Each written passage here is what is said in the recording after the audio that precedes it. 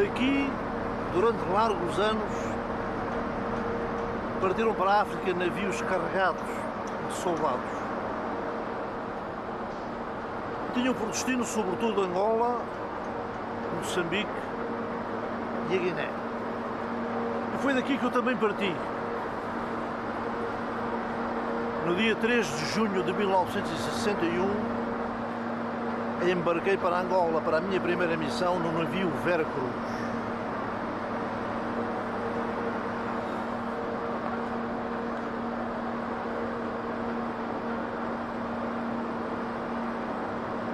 Eu não tinha abraçado a carreira militar por vocação. O meu sonho quando jovem era vir a ser um grande ator, era frequentar o Actor Studio de Nova Iorque e talvez um dia, por que não, representar Shakespeare, ser protagonista de grandes sucessos teatrais ou cinematográficos.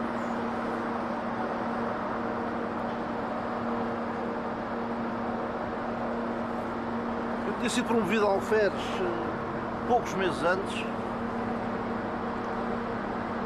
e nessa altura não me passava pela cabeça que durante os 13 anos da duração da Guerra Colonial os únicos teatros cujos palcos eu iria pisar iriam ser os teatros de operações de Angola e da Guiné, onde conheceria a tragédia sórdida mais injusta das guerras. Aquela que é travada contra povos que apenas reclamam o direito de dispor de si próprios.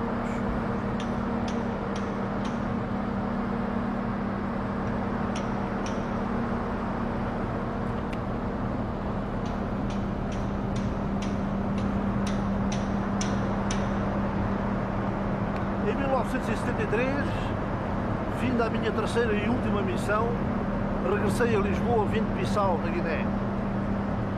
Portugal era nessa altura um país exangue, isolado, pobre.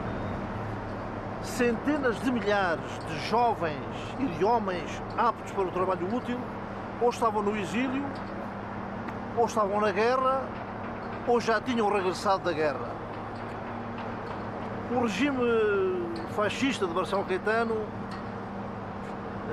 impunha-se, governava, mantinha o poder ditatorial alicerçado no medo. Ainda estando em Bissau, eu e algumas dezenas de camaradas do Exército gerámos um movimento de caráter corporativista, reivindicativo, contestatário, claramente indisciplinado à luz do regulamento militar, a que chamámos um movimento dos capitães, porque era de facto essencialmente formado, constituído por capitães, embora tivesse também subalternos e majores, alguns majores. Iniciámos aí uma luta. Este movimento vai, a partir de novembro de 73, passar a uma outra fase. É um movimento que vai organizar-se, dado que estava perfeitamente desorganizado, vai eleger no seu interior uma direção, a que chamamos Comissão Coordenadora Executiva, vai alargar, vai sair do âmbito do Exército apenas e vai alargar-se a outras patentes mais elevadas, como tenentes-coronéis, coronéis, generais até, a outros ramos das Forças Armadas também, como a Marinha e a Força Aérea, e vai estruturar-se em termos de filosofia política. Vai adquirir a sua própria filosofia política. Passamos a chamar-lhe Movimento de Oficiais das Forças Armadas. O regime fascista de Marcelo Caetano já nos tinha dado a percepção de que não estava minimamente interessado em encontrar uma solução política para a questão colonial. E a guerra colonial já nos entristecia, desiludia-nos. Estávamos profundamente desapontados com o regime e, a pouco começa a estar presente em nós, Movimento de Oficiais das Forças Armadas, a perspectiva de que aquele regime fascista tinha que ser derrubado pela força através de um golpe de Estado.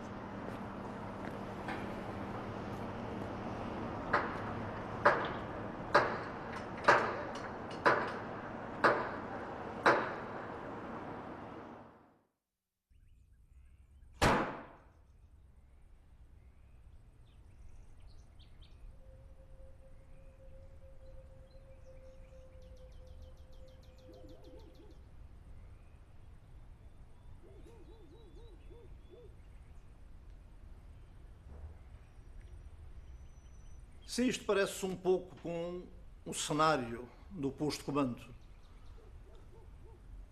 ali aquela grande mesa central, aqui havia um armário metálico com pistolas e granadas. Esta porta poderia ser a que dava para um corredor onde havia lavabos e ao fundo uma camarata com camas preparadas. As janelas estavam tapadas com cobertores para fazer efeito blackout.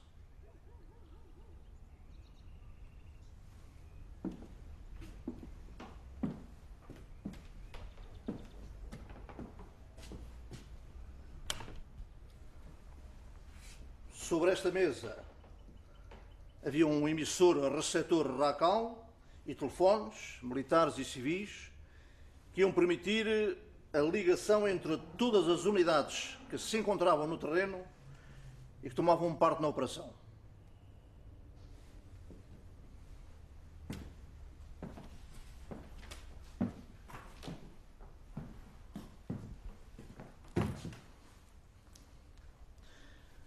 Eu cheguei aqui cerca das 22 horas do dia 24 de abril de 1974.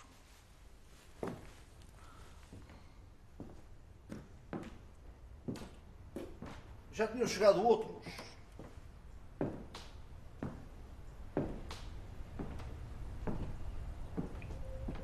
O capitão Ferreira de Macedo, o major Santos de Osório, o tenente-coronel Garcia dos Santos, o tenente-coronel Lopes Pires, que até tinha trazido um rádio transistor, um Philips, que nos ia permitir ouvir as senhas de início e de confirmação das operações e ainda os comunicados do posto de comando do movimento das Forças Armadas.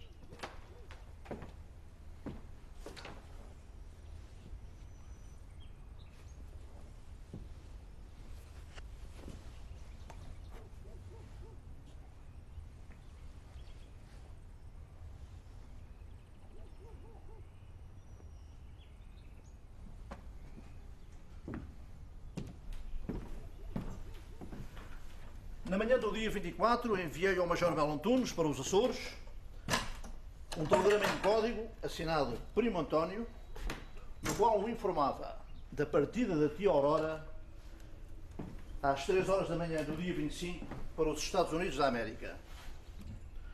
O Melo Antunes redigira as bases programáticas do movimento, mas tendo sido transferido para os Açores, não iria tomar parte na ação. Às 21 horas desse mesmo dia, contatei pessoalmente o ajudante de campo do General Spínola, ex-vice-chefe do Estado-Maior-General das Forças Armadas, para o informar da hora H da operação. O General Spínola não havia tomado parte na conspiração, mas aceitara integrar a Junta de Salvação Nacional e lera, propuseram alterações, corrigira e finalmente aprovara o programa político do movimento das Forças Armadas.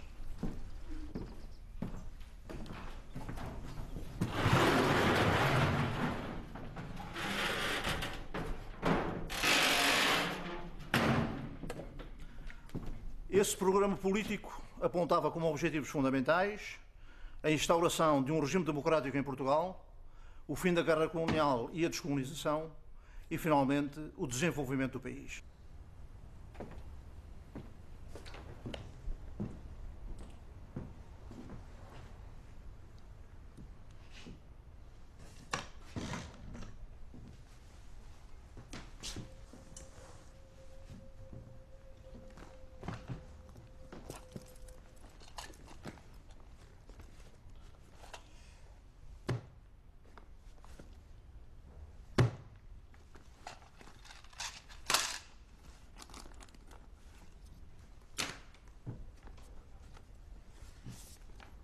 Mapa do estado das estradas do Automóvel Clube Português.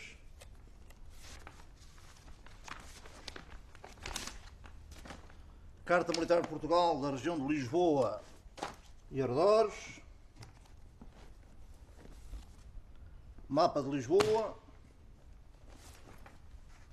Plano Geral das Operações. Alguns anexos, alguns apêndices. E evidentemente a pistola. Estas são as 24 páginas manuscritas do Plano Geral de Operações que permitiu pôr fim ao regime fascista em Portugal. Entre parênteses, eu escrevi o título da operação Viragem Histórica.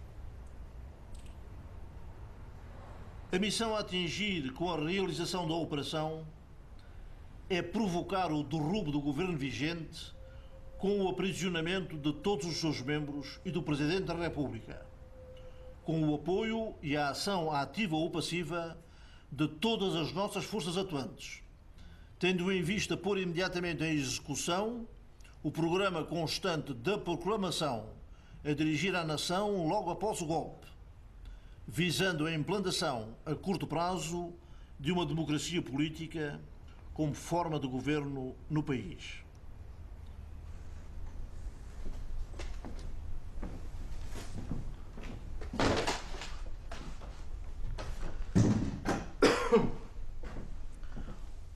O mapa do estado das estradas era um elemento fundamental. Isto porque a minha ideia de manobra passava pela ação simultânea de todas as unidades onde o movimento tivesse implantação em todo o país.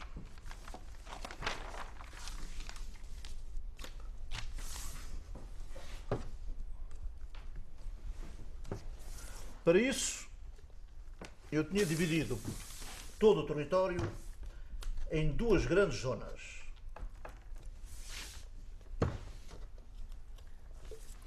Uma a norte do Rio Douro, que vem desde a fronteira até ao Porto, e para a qual havia um plano de operações específico, sendo que o objetivo fundamental era tomar o quartel-general da região militar do Porto.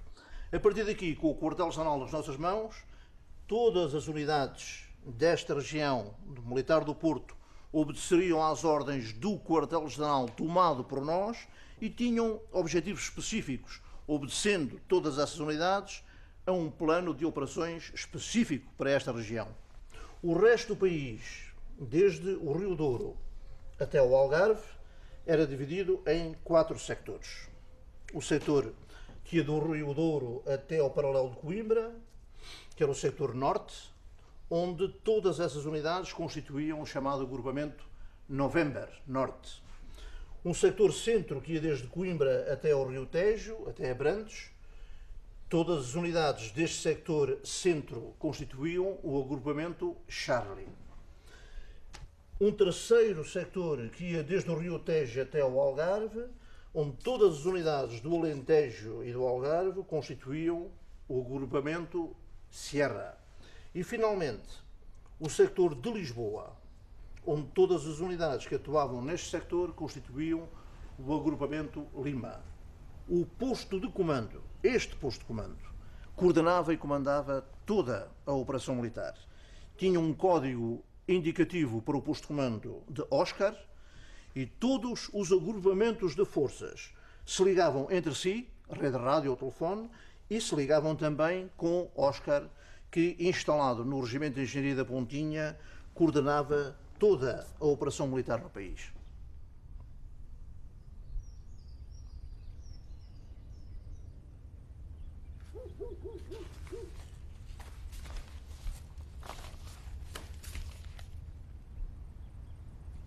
A ordem de operações tinha um anexo, apenas o anexo A de transmissões, com alguns apêndices. Apêndice 1, esquema das redes rádio, com várias redes, Foxtrot 1, Foxtrot 2, Rede Lima, etc.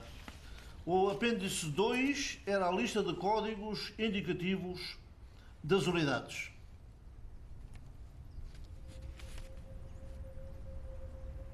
O apêndice 3 era a lista de códigos de objetivos e locais. E a possibilidade de objetivos era indicada em código por nomes de cidades. O Banco de Portugal era Bruxelas, a Casa da Moeda era Veneza, a emissora nacional, os estúdios da emissora nacional no Calhas era Tóquio.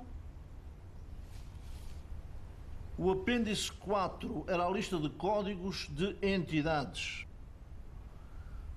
O Presidente da República era o Galo, o Presidente do Conselho de Ministros, Marcelo Caetano, era o Coelho, o General Spínola era o Falcão e eu próprio, o Tigre. Como se vê, um verdadeiro jardim zoológico. As emissoras de radiodifusão desempenharam um papel muito importante nesta operação Viragem Histórica. As duas canções que confirmaram o início das operações foram difundidas pelos emissores associados de Lisboa e pela emissora católica Rádio Renascença, graças à cumplicidade dos jornalistas. Outras duas emissoras foram consideradas objetivos prioritários. A emissora nacional, que era a emissora oficial do regime e que precisava ser conquistada e ocupada por nós para impedir a sua utilização pelos fascistas, e o Rádio Clube Português, emissora privada, que iria ser a antena necessária à difusão dos comunicados do posto de comando do movimento das Forças Armadas. Mas nem tudo estava ganho de avanço. Estávamos perante um inimigo bem organizado, que dispunha de algumas poucas unidades do Exército, algumas unidades militarizadas, como era o caso da Guarda Nacional Republicana, da Polícia de Segurança Pública,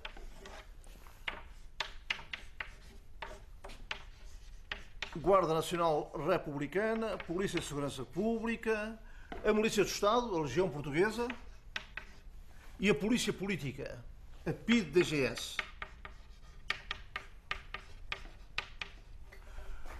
Eram unidades e forças que podiam, na hora da verdade, não recuar perante o confronto. As nossas tropas, as forças do movimento, eram constituídas pela quase totalidade das unidades do Exército, sendo que as mais fortes de todas eram as escolas práticas das armas e também a Escola Prática de Administração Militar. Escola Prática de Infantaria, de Artilharia, de Cavalaria, de Engenharia, de Transmissões e a Escola Prática de Administração Militar. Tínhamos obtido a garantia da neutralidade da Força Aérea, dos Paras e da Marinha.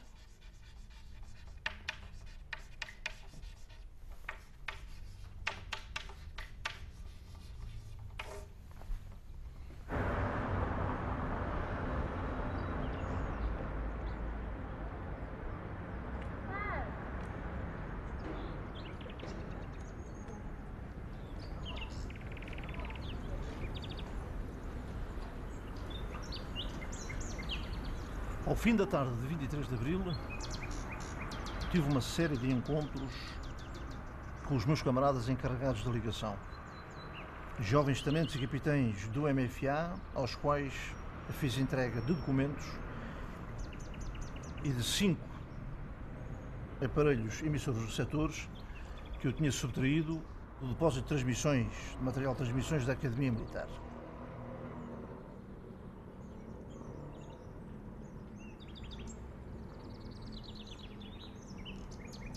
Meti os 5 rádios no porta-bagagens do meu automóvel, todos os documentos numa pasta James Bond e fui esperá-los sentado num banco do Parque Eduardo VII.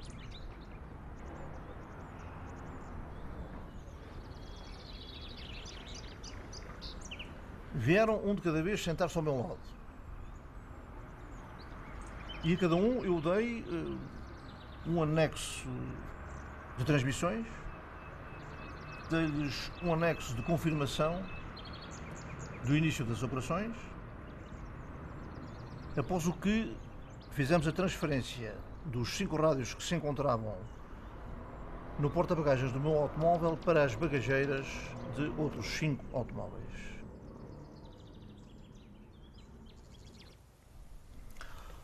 Estava frio e eu observava as pessoas que atravessavam apressadamente o parque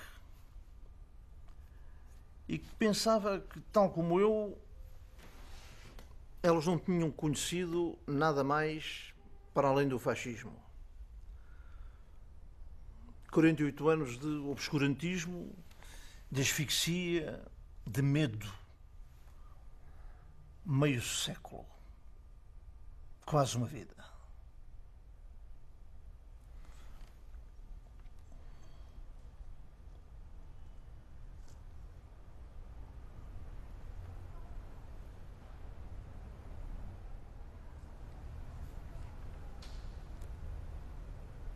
Confirmação do início das operações. Às 22h55, o disco de Paulo de Carvalho e depois do adeus. Entre as 0h e a 1h do dia 25 de abril de 74, através do programa da Rádio Renascença, será transmitida a seguinte sequência: leitura da estrofe do poema Grândola Vila Morena. Grândola Vila Morena, terra da fraternidade. O povo é quem mais ordena, dentro de ti, ó cidade. Transmissão da canção do mesmo nome, interpretada por José Afonso. Pelas 22h30, sintonizamos o rádio transistor de Lopes Pires nos emissores associados de Lisboa. Só nos restava aguardar pela transmissão do primeiro sinal. Faltam 5 minutos para as 23h. Convosco, Paulo de Carvalho com a canção que representou Portugal no Eurofestival 74. E depois do adeus. Quis saber quem sou, o que faço aqui, quem me abandonou, de quem me esqueci. Perguntei por mim, quis saber de nós, mas o mar não me traz tua voz. Em silêncio, em tristeza. A hora da verdade. Por todo o país, os camaradas deviam estar a preparar-se para assumir o controle das unidades. Era preciso acordar os soldados, fazê-los levantar, formá-los. Tal como em Angola, em certas noites, obrigávamos os soldados a acordar e metíamos-los ainda meio estremunhados dentro das viaturas. A cada solavanco da estrada, tombavam sobre o companheiro do lado, agarravam-se às armas como podiam, mas as espingardas escorregavam-lhes das mãos. Partiam para missões que desconheciam completamente, mas eu já sabia que aquela era uma guerra injusta. Naquela madrugada de 25 de abril de 74, quando acordámos os soldados, informámos-los do objetivo da missão: provocar a queda do regime. Quem estivesse de acordo, que nos seguisse. Mas como não podíamos correr riscos, Quem fosse contra teria que ser feito prisioneiro. Os soldados e grande parte dos sargentos aderiu com entusiasmo. A maioria dos oficiais superiores recusou-se.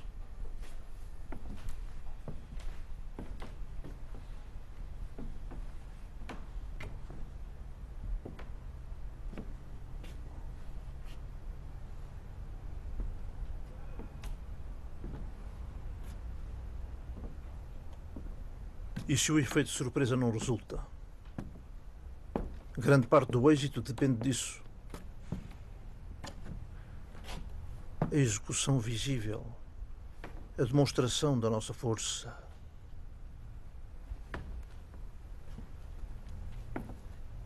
Não teria sido preferível optar pela clandestinidade? É tarde para me pôr esta pergunta. Mas se isto acabar mal, terei que assumir para sempre esta responsabilidade. Grândola Vila Morena, terra da fraternidade, o povo é quem mais ordena, dentro de ti a cidade, dentro de ti a cidade, o povo é quem mais ordena, terra da fraternidade, Grândola Vila Morena.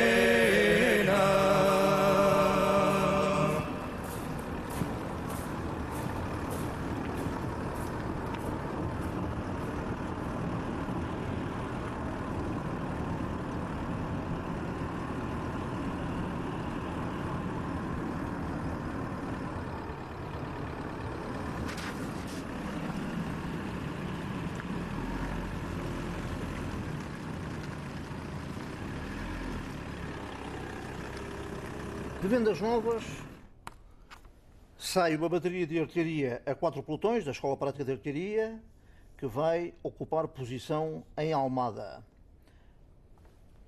na plataforma do monumento ao Cristo Rei. A partir daqui, domina inteiramente o estuário do Tejo.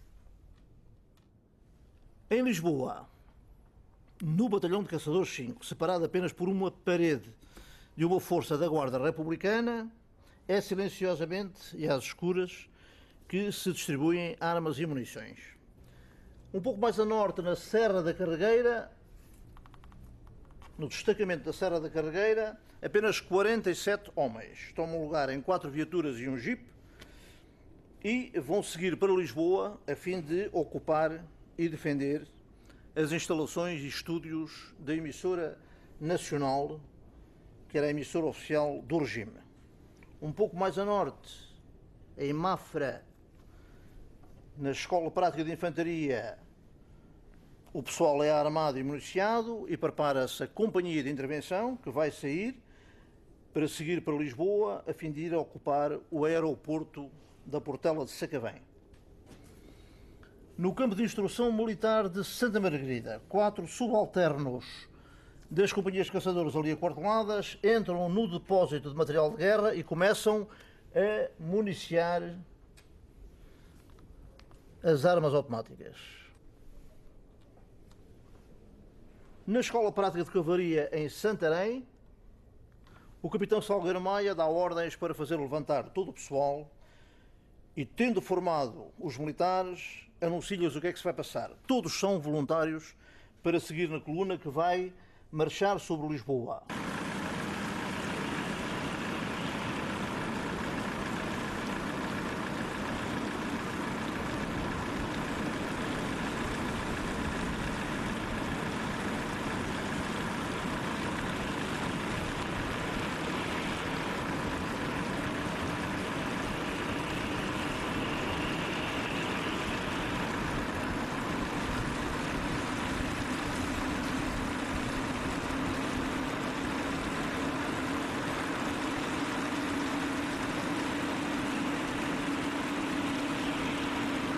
têm como missão ir ocupar em Lisboa o Terreiro do Paço, onde se concentram praticamente a totalidade dos ministérios, e proteger o Banco de Portugal. Em Tancos, na Escola Prática de Engenharia, são carregadas de munições 4 viaturas que saem da unidade para municiar outras unidades pelo caminho e também alcançar objetivos. Na Figueira da Foz, o capitão Diniz de Almeida, armado apenas com uma pistola e uma espingarda automática G3, praticamente sozinho, domina o regimento de artilharia pesada.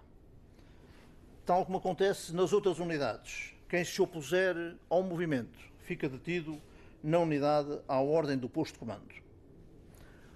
Em Lamego, nas margens do Rio Douro, uma companhia de militares comandos arma-se, municia-se e segue para o Porto, onde vai proteger a ocupação do quartel-general e conquistar e ocupar a delegação da Polícia Política, da PDGS.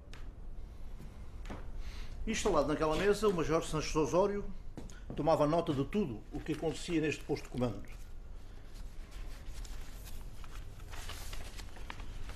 A primeira chamada telefónica aconteceu 2 ou 3 minutos depois das 3 da manhã e vinha de Lima 5, que era o código indicativo da Escola Prática de Administração Militar.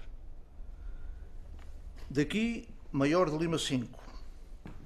Acabámos de ocupar Mónaco sem incidentes. Mónaco era o indicativo dos estudos da Rádio Televisão Portuguesa.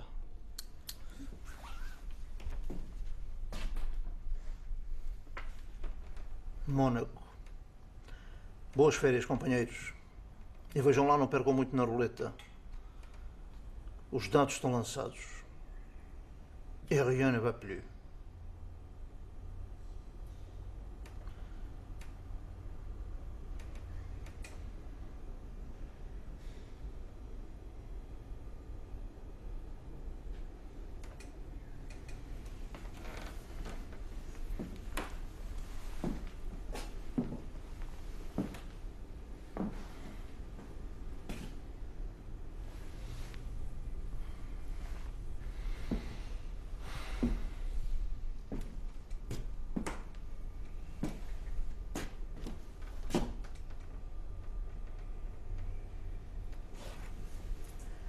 A partir deste momento, as comunicações nunca mais cessaram. A pouco e pouco conquistámos o mundo. Tóquio, Moscovo, Paris, Nova Iorque. Aqui, Oscar, escuto. É o 10º grupo de comandos. Conquistaram o México sem incidentes. Ok, mantenham a emissão normal e preparem a leitura do primeiro comunicado para a hora prevista. Ok. Televisão Portuguesa, emissora nacional, Rádio Clube Português, os emissores são nossos. Aqui, Oscar, escuto. Ok, parabéns.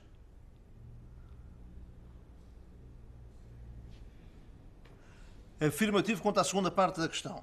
Não estão isolados. Mónaco e México já caíram nas nossas mãos. Ok, aguardem tranquilos. Está tudo a correr bem. 3h15 da manhã. Canadá, o quartel-general de Lisboa foi conquistado.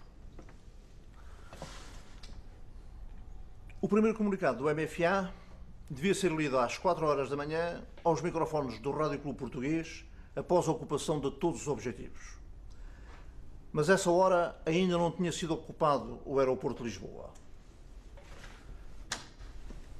Finalmente, às 4h20, recebemos a chamada telefónica de Lima 2. O aeroporto era nosso. O espaço aéreo português estava fechado.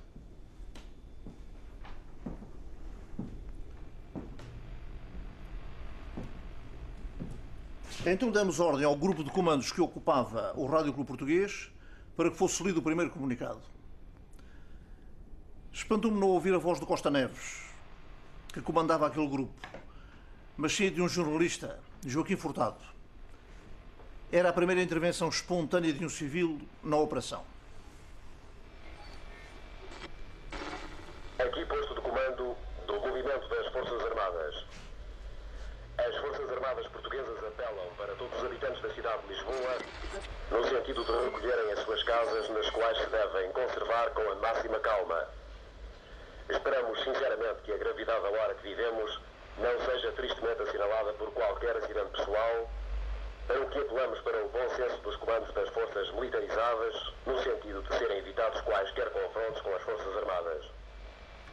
Tal confronto, além de desnecessário, só poderia conduzir a sérios prejuízos individuais que enlutariam e criariam divisões entre os portugueses, o que há que evitar a todo custo. Não obstante a expressa preocupação de não fazer correr a mínima gota de sangue de qualquer português, apelamos para o espírito cívico e profissional da classe médica, esperando a sua ocorrência aos hospitais, a fim de prestar eventual colaboração que seja, aliás, que se deseja, sinceramente desnecessária.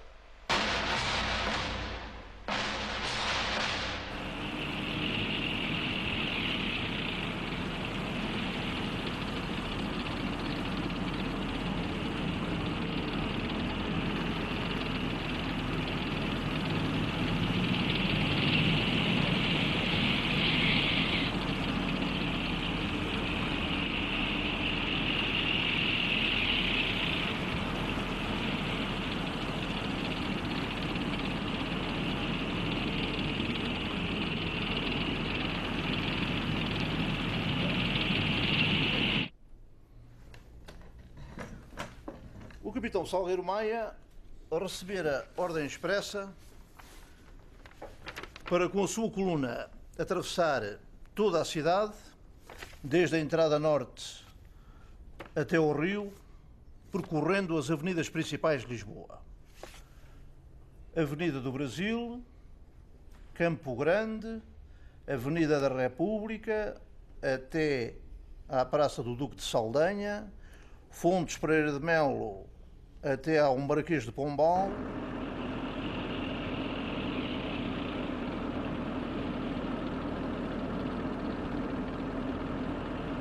descendo toda a Avenida da Liberdade, passando pelos Restauradores, o Rocio, pela Rua do Ouro, até finalmente vir ocupar posições no Terreiro do Paço, centro político e administrativo da capital.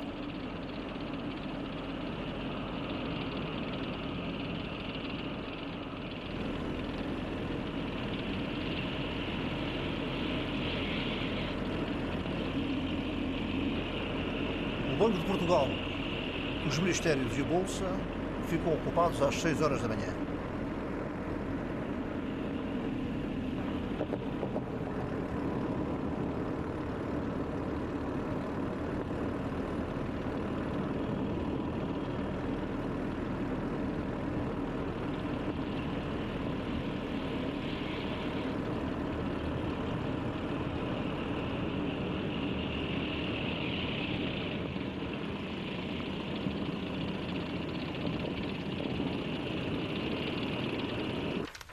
Lisboa é nossa.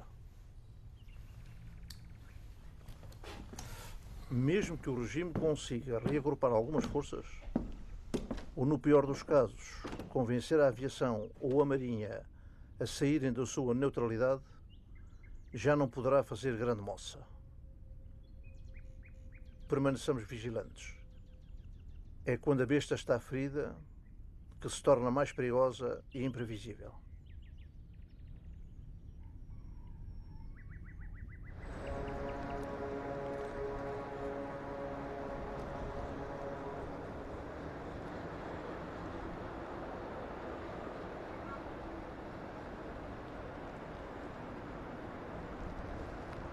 Uma fragata sobe o rio Tejo para ir ocupar posição frente ao Terreiro do Paço. Manda colocar todas as viaturas debaixo das arcadas. Escuto?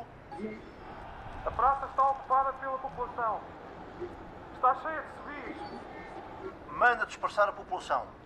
Eu vou avisar imediatamente a bateria de artilharia do Cristo Rei. Terminado.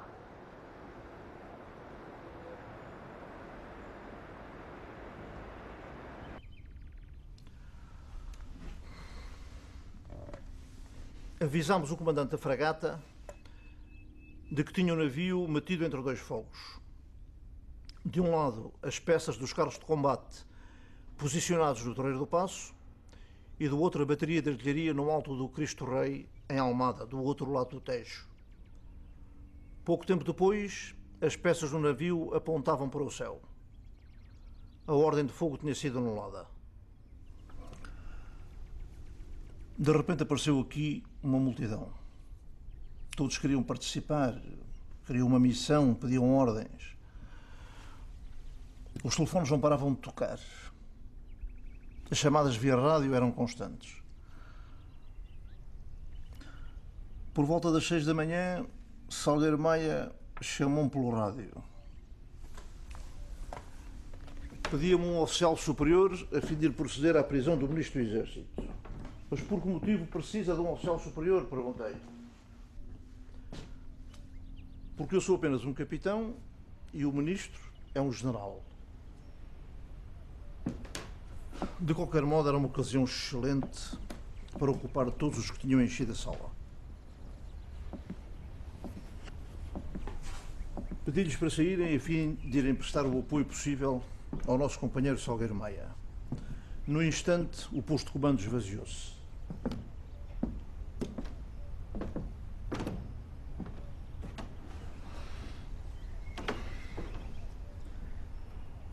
Às 7h30, um comunicado lido pelo jornalista Luís Filipe Costa aos microfones da nossa emissora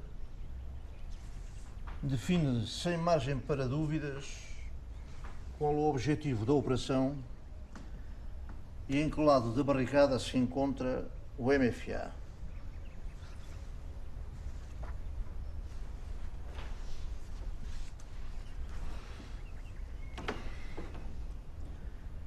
Aqui, posto de comando do movimento das Forças Armadas.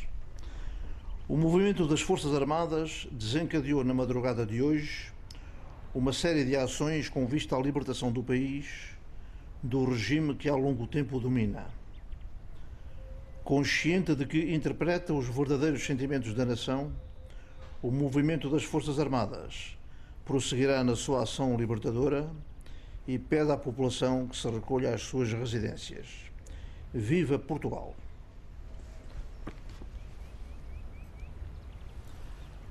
A cada minuto que passava, a cada nova chamada telefónica, tornava-se evidente que a vitória seria nossa. Faltava, no entanto, a rendição do governo e a detenção do Presidente da República. Já tínhamos aqui a informação de que Marcelo Caetano, Presidente do Conselho, e alguns dos seus ministros se tinham refugiado no comando da Guarda Nacional Republicana, no Largo do Carmo. Por volta das 11 horas, decidi dividir em três as forças já então concentradas no Torreiro do Paço. Uma ficaria no local, a fim de dar proteção às instalações do Banco de Portugal. Outra avançaria para a Penha de França, a fim de conquistar e ocupar o quartel-general da Legião Portuguesa. E, finalmente, Salgueiro Maia, com a sua coluna, iria ocupar o Largo do Carmo.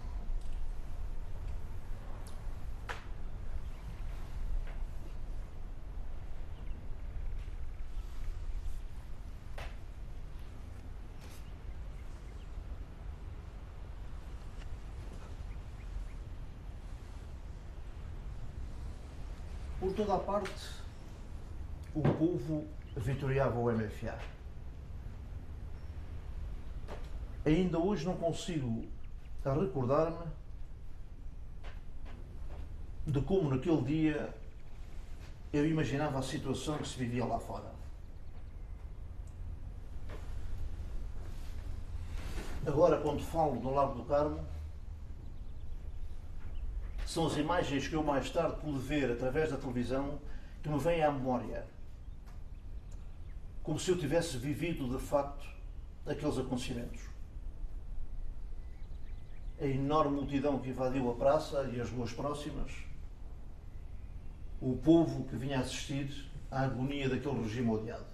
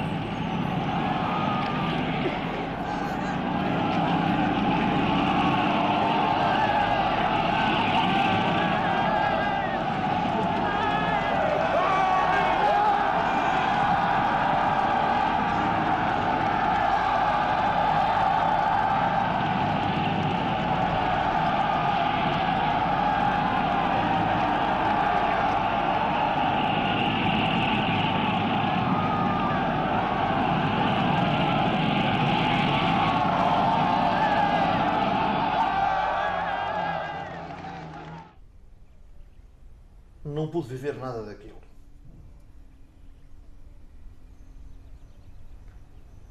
Fiquei aqui, fechado entre estas quatro paredes, e não pude viver realmente esse 25 de Abril.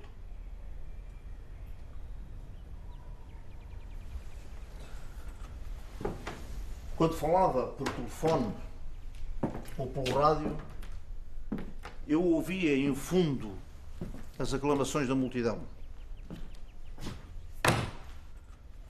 Tal como a chuva que caiu ao fim dessa tarde e que eu ouvi antes de a ver ou de a sentir.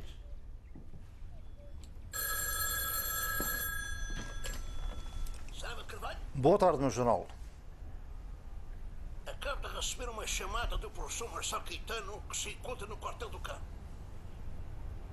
Está disposto a render-se, mas quer que eu lá vá. Ele diz que o poder não deve cair na rua. Meu jornal, considera-se mandatado pelo movimento das Forças Armadas para receber a rendição do Presidente do Conselho e o poder. Quase 17 horas. Só temos que esperar mais um pouco. Durante o dia, houve um ou outro sobressalto. Um helicóptero armado que sobrevoou o Lago do Carmo, uma companhia da Guarda Nacional Republicana que avançou sobre o Rádio Clube Português. No fundo, algumas tentativas abortadas de uma tímida resistência em que eles próprios não acreditariam plenamente. Tinham perdido e sabiam. Por toda a parte, os graduados juntavam-se finalmente ao MFA. Continuávamos a utilizar nas nossas comunicações os telefones e os rádios, mas já ninguém utilizava nem códigos nem indicativos. De facto, de que valia continuar a manter o secretismo das comunicações se já tudo era tão claro?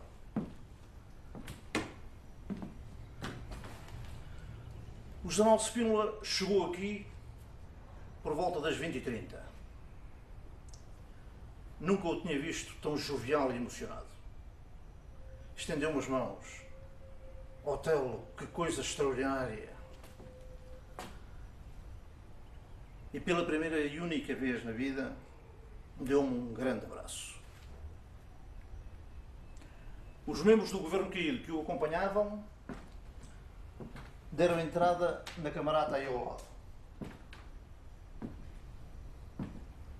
Seriam mais tarde conduzidos sob escolta para o aeroporto, onde os esperava um avião que os iria transportar até ao Funchal, na Ilha da Madeira.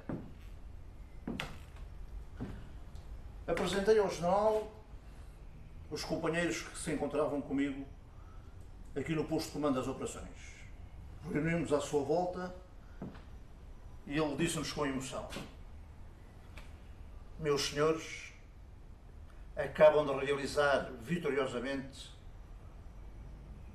um ato de transcendente importância para a história do nosso país. A partir de agora, podemos construir uma sociedade diferente num país novo.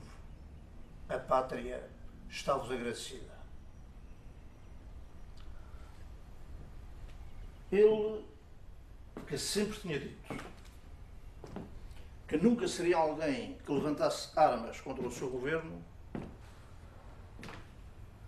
aceitava agora jubilosamente a queda deste, provocada com o recurso à utilização de armas feita por outros.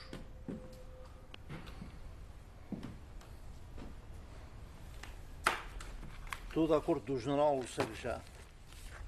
Rejubilam. O golpe de Estado vitorioso entrega-lhes o poder de bandeja. No abrir e fechar de olhos, a cena altera-se. Os espinolistas invadem a sala, emitem opiniões, tomam conta da situação, dão ordens, fazem nomeações.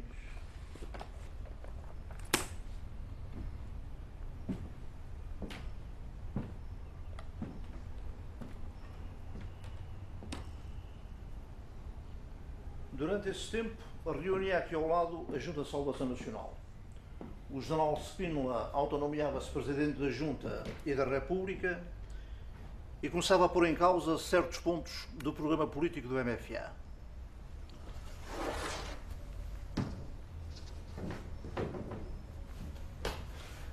Em 26 de abril de 1974, pelas 13 horas, considero terminada a Operação Viragem Histórica. Posso finalmente abandonar o posto de comando da Pontinha. Em Caxias e em Peniche estão a ser libertados os presos políticos. Lá longe, em Angola, na Guiné, em Moçambique, todos sabem que a guerra acabou e que os militares portugueses irão regressar brevemente ao seu país.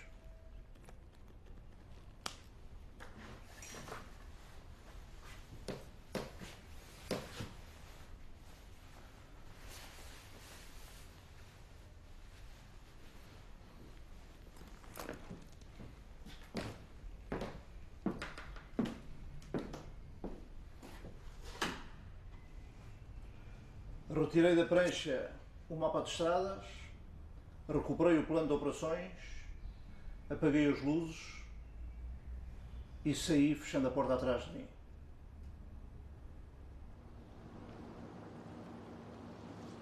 O papel terminou. Nada mais tenho a fazer aqui. De qualquer forma, sinto-me realizado. Menos de 24 horas bastaram para destruirmos 48 anos de fascismo. É uma bela vitória.